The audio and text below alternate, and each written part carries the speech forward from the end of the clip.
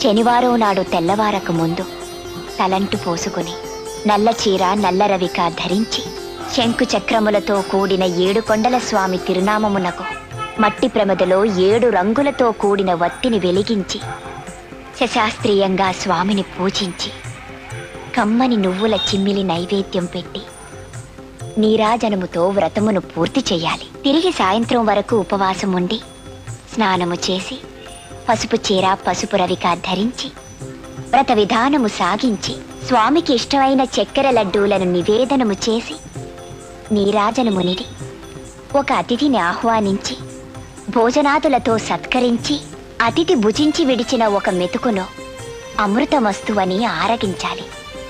అప్పటికి ఆనాటి శనివార వ్రతం పూర్తవుతుంది. ఈ విధంగా 7 శనివారములు వ్రతమును చేసినచో ఉద్దేశించిన సత్ఫలమును పొందగలరు.